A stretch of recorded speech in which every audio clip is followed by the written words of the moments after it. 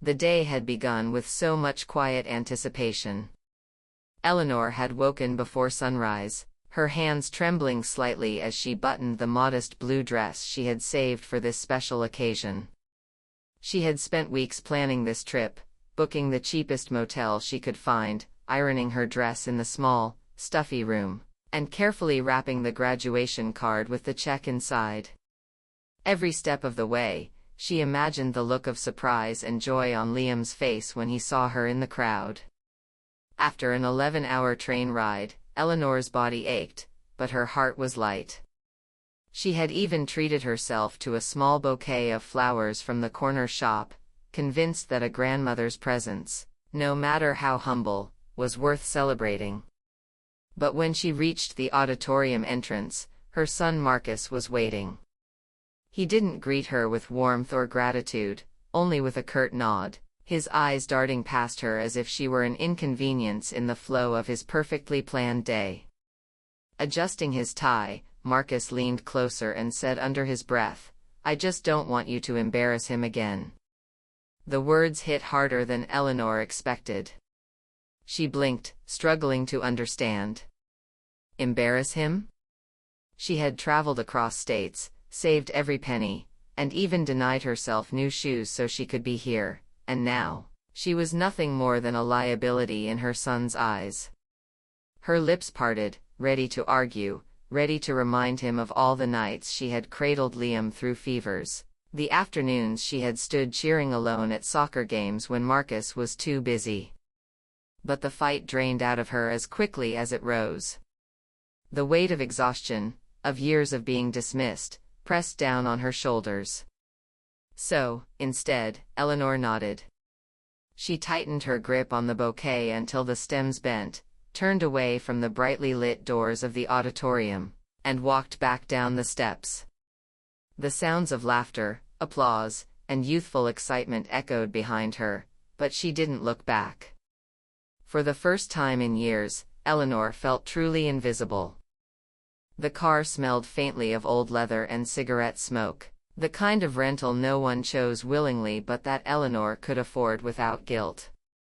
She sat in the driver's seat, the afternoon sun slanting across the dashboard, heating the steering wheel under her hands.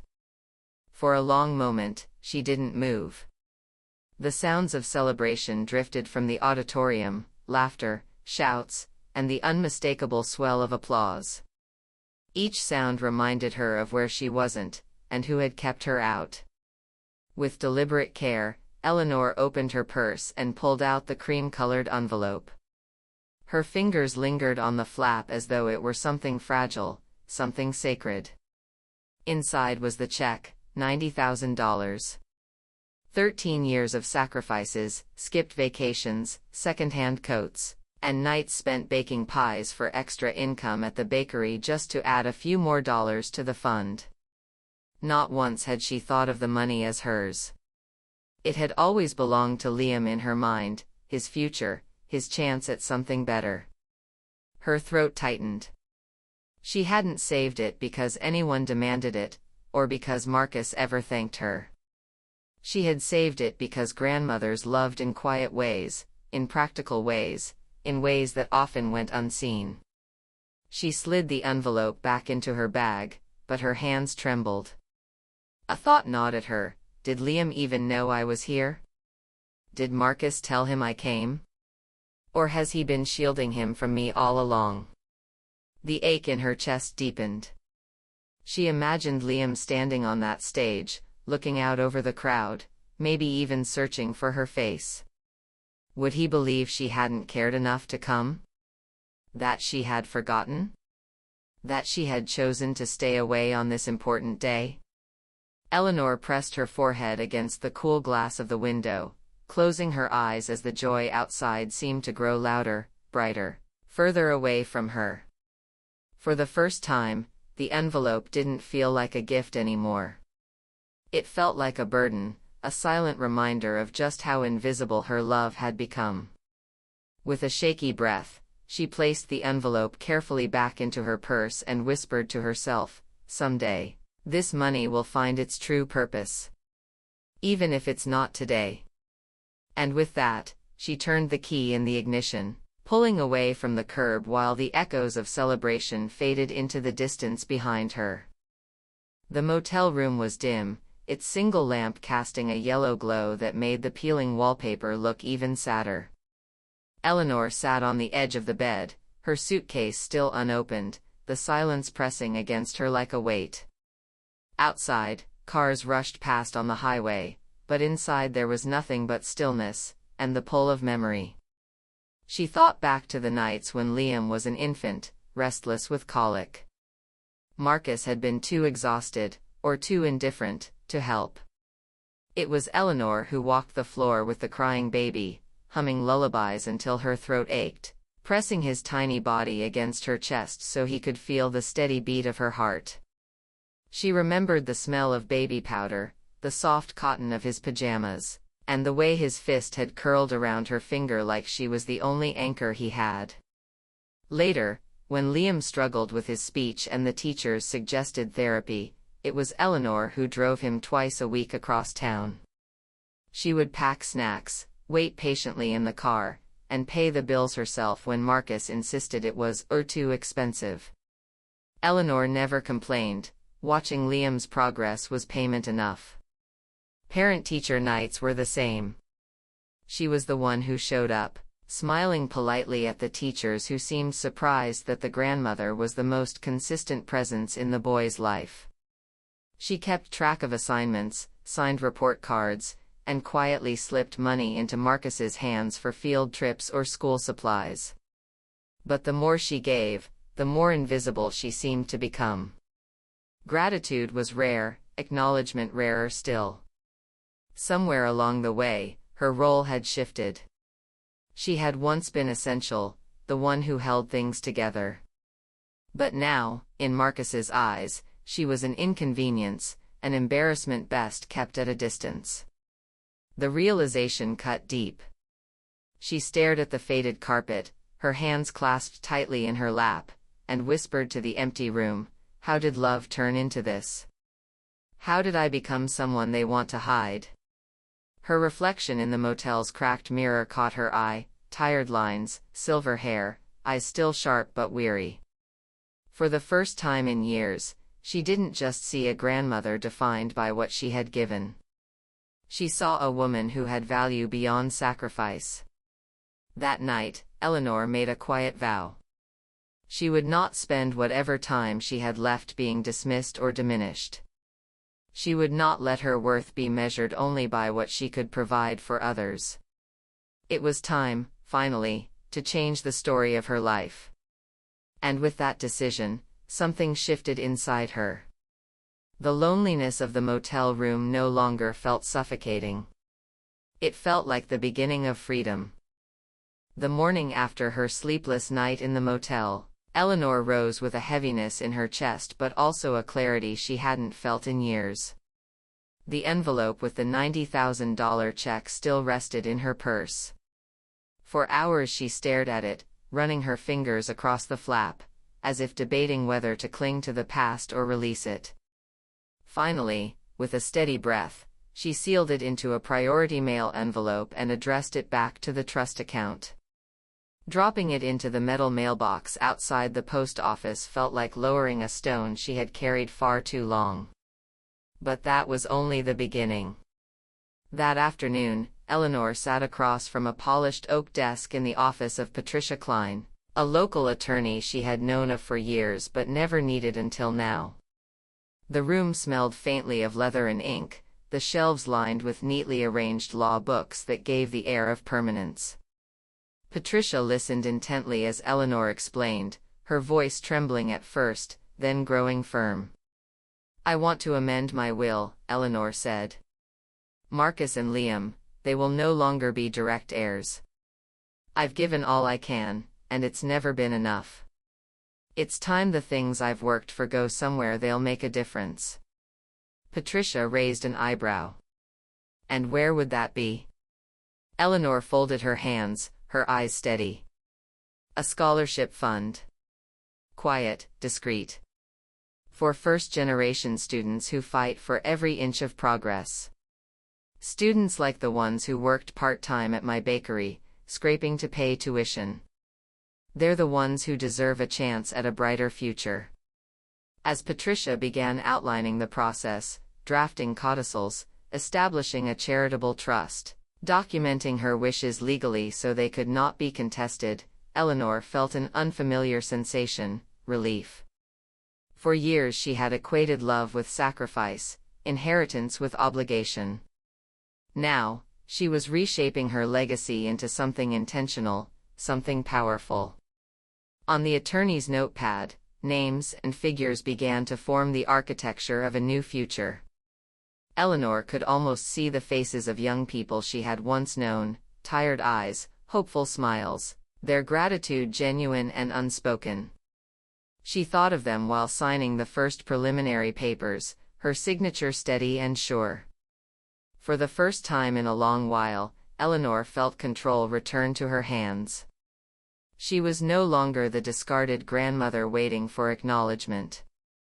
She was the architect of her own legacy, one that would outlive the sting of Marcus's words at the school gate.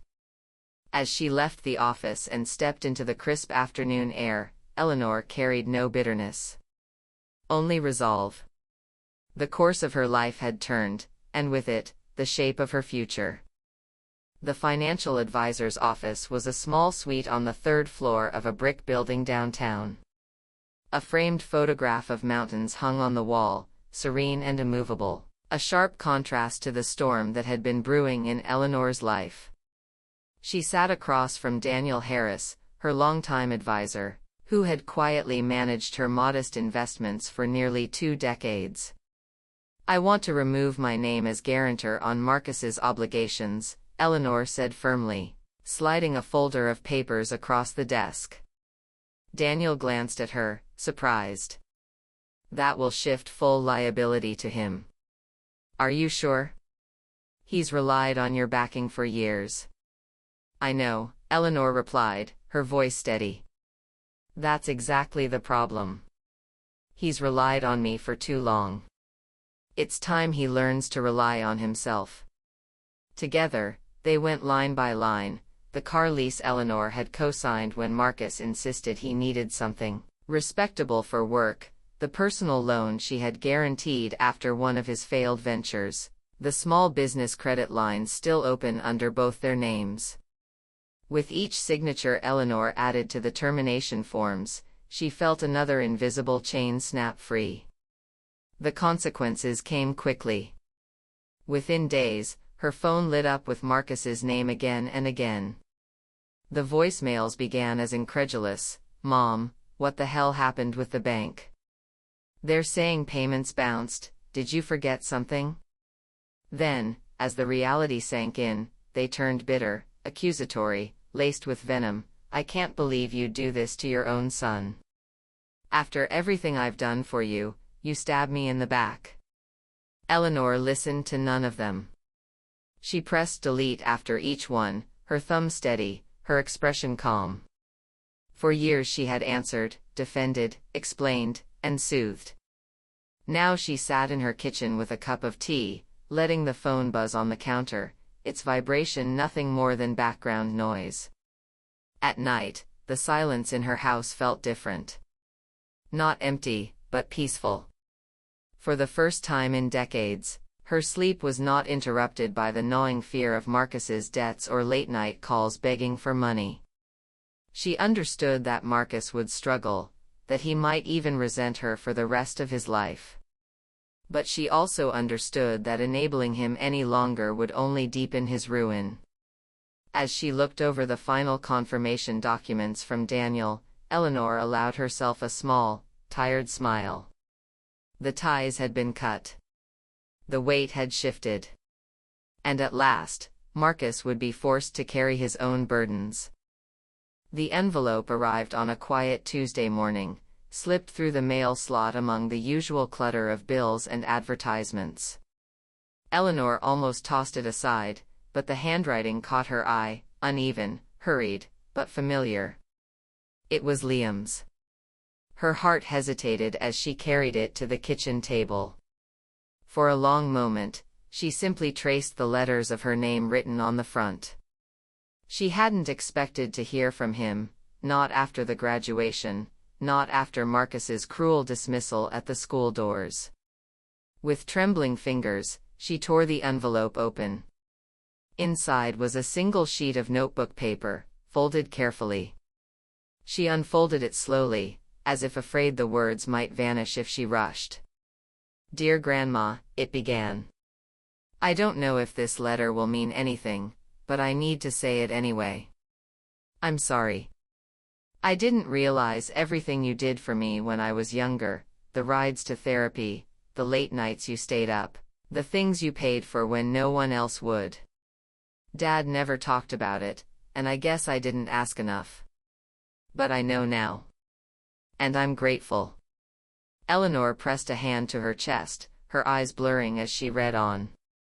"I also know Dad doesn't always see things the way they are. He probably doesn't understand how much his words hurt you, or how much you've given. But I do. Maybe too late, but I do. I just want you to know I'll never forget it." It was not long, not polished, but every sentence felt like a balm poured gently over an old wound. Eleanor set the letter down and let the tears fall freely, not from sorrow this time, but from release. For years she had carried the crushing weight of invisibility, of giving without acknowledgement, of being useful only until she became inconvenient.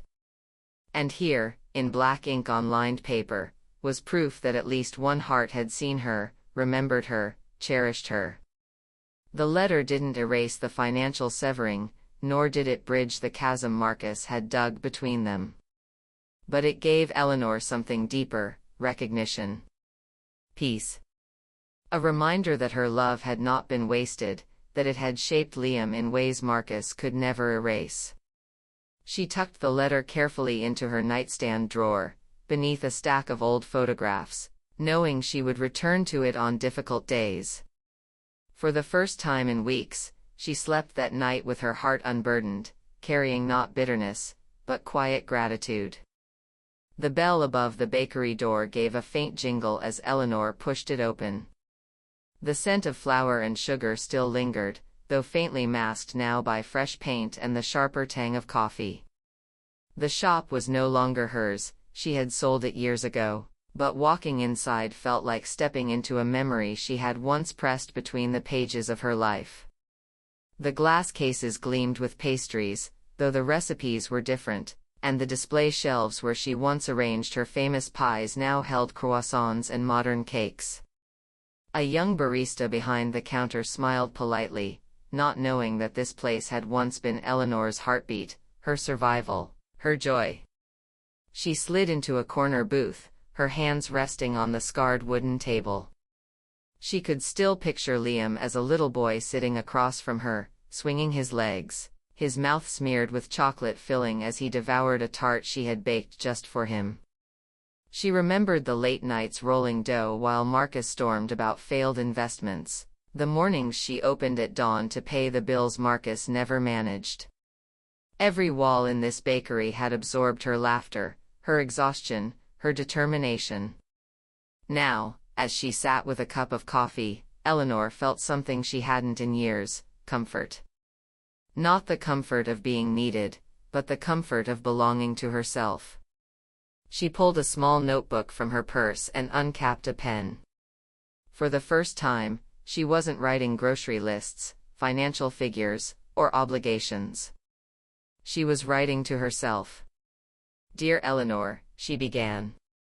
"You have spent a lifetime giving, and they made you believe your worth ended when your usefulness did. But you are more than what you provide. You are more than the roles they assigned you. You have carried love in silence, and that love is still yours to keep." The words flowed slowly at first, then steadily, like water breaking through a dam. She wrote about the years she had spent sacrificing, about the hurt of being cast aside, and about the quiet courage it took to finally walk away. She wrote truths she had never dared to say aloud: that she deserved respect, that her kindness was not weakness, that her future, however many years remained, still belonged to her. When she finally set the pen down, she felt lighter, as if she had finally spoken to the one person who had been waiting to listen, herself. Looking around the bakery one last time, Eleanor didn't feel regret. She felt reclamation.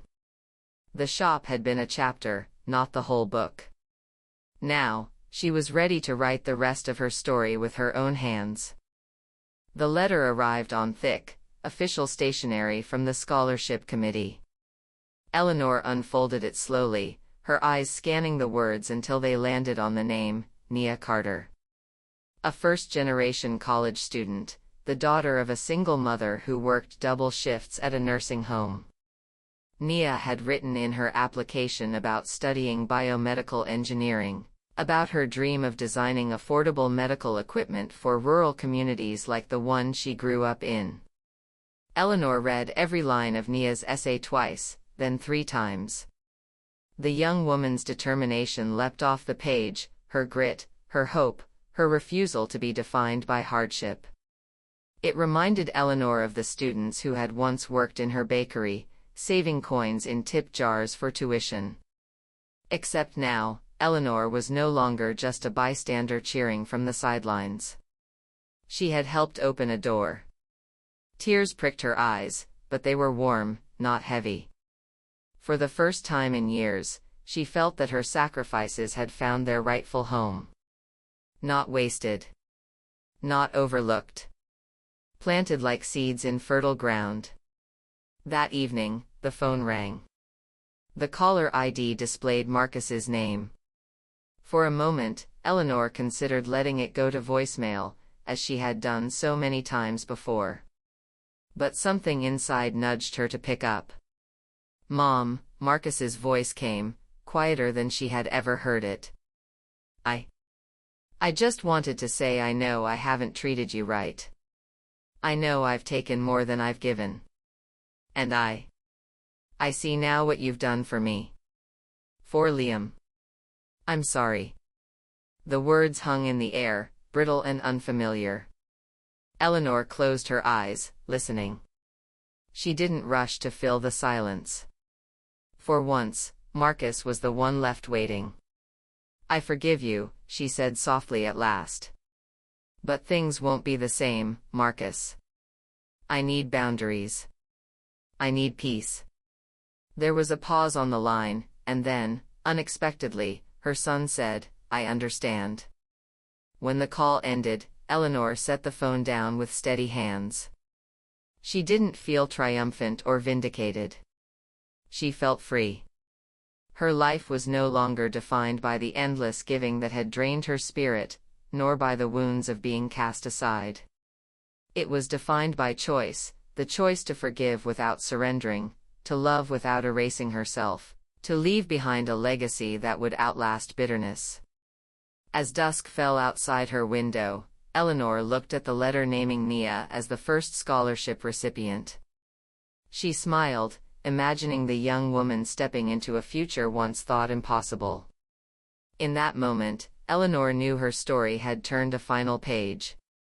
No longer bound by sacrifice alone, her days were now shaped by freedom, dignity, and a legacy stitched not from pain, but from purpose.